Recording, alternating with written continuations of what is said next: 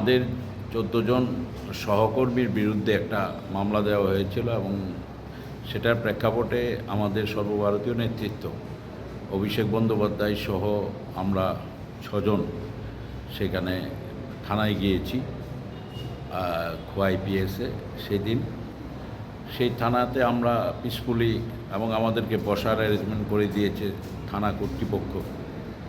সেখানে আমরা সেই দিন সেই মামলায় পুলিশি ফরওয়ার্ডিং বা মামলায় সেখানে যারা সাবমিশন রেখেছেন সরকারি পক্ষের আইনজীবীরা, তারা কখনো বলেননি তাদের আসামিদের নিয়ে আসার ক্ষেত্রে থানায় কোনো ধরনের আমরা বাধা দিয়েছি, ওনার সরকারি কাজে বাধা দিয়েছি বলে একটা অভিযোগ এনেছি। আমরা বাস্তবিকই হতবাক এই ধরনের অভিযোগ।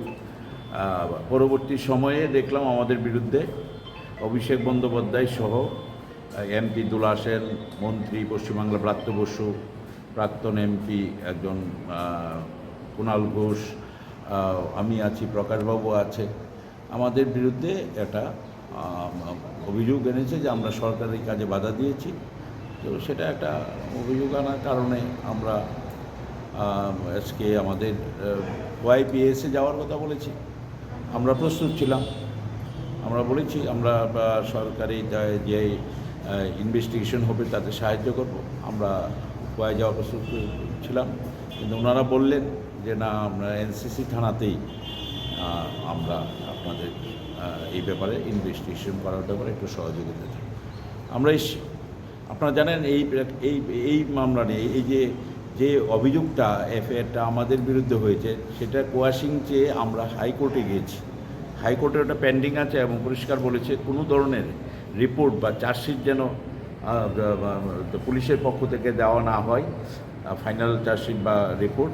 এবং সেখানে পরিষ্কারই বলেছে যারা এই ইনভেস্টিগেশন, ওরা এর মধ্যে ইনভেস্টিগেশন করছে, জানি না ওটা হাইকোর্টে আমরা এটা একটা অভিযোগ, মিথ্যা অভিযোগ এবং উদ্দেশ্য প্রণোদিত, রাজনৈতিক উদ্দেশ্য প্রণোদিত অভিযোগ, যে কারণে আমরা হাইকোর্টের দ্বারস্থ হয়েছি।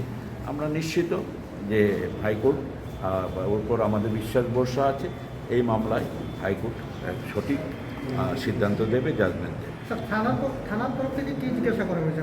থানার তরফ থেকে জিজ্ঞেস করেছে যে এরকম, আমরা বললাম থানা কর্তৃপক্ষ আপনারা আমাদের বসালেন, চেয়ার দিলেন, আমরা সেখানে ছিলাম, সারা ভারতবর্ষে সেটা লাইভ টেলিকাস্ট হয়েছে, দেখেছে। থানায় কোনো রকম কারোর সঙ্গে বা কোনো কাজে বাধা দেওয়ার কোনো প্রশ্নই ওঠে না। তো এইগুলো উদ্দেশ্য প্রণোদিত এই গভর্নমেন্ট প্রতি মুহূর্তে মানে কিভাবে বিরোধী দলকে একটা মিথ্যে মামলা দিয়ে বিভিন্নভাবে তাদেরকে বিব্রত করা যায়, রাজনৈতিক কর্মসূচি করতে না দেওয়া।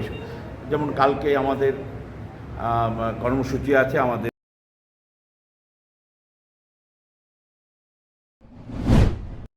আমরা সেই কর্মসূচি আমরা পালন করব। আমরা আরও বেশি করে, কারণ সারা রাজ্যের মানুষ অত্যন্ত ক্ষিপ্ত, একদম ক্ষুব্ধ হয়ে উঠেছে যে পরপর কর্মসূচিগুলো বাতিল করার জন্য। এবং যেটা সরকারের পক্ষ থেকে বলছে এটা সরকারের পলিসি। কী পলিসি? যে আগামী মাসের 4 তারিখ অবধি কোনো ধরনের কোনো দলের রাজনৈতিক দলের কর্মসূচি হবে না। যখনই বিরোধী দল কর্মসূচি চায় তখনই কর্মসূচি বন্ধ হয়ে যায়, কারণ এখন তো ওদের ডাকে আর লোকজন আসছে না, মানুষ আর ওদের সঙ্গে নেই। এখন আমাদের কোনোভাবে তৃণমূলের কর্মসূচি করতে দেওয়া হবে না। কালকে আমরা 100% এবং আরও বেশি, মানে হাজারে মানুষ কালকে নামবে। আমাদের যদি বাধা দেওয়া হয় আমরা শান্তিপূর্ণ অবস্থান করব। আমাদের যদি আমরা কোভিড আইন মেনে আমরা কালকে আমরা যাব এবং আমরা আমাদের নেতা অভিষেক বন্দ্যোপাধ্যায়ের নেতৃত্বে র্যালি হবে এবং এটা ঐতিহাসিক র্যালি হবে। জিজ্ঞাসাবাদে পুলিশের তরফ থেকে কেমন সহযোগিতা পেয়েছেন?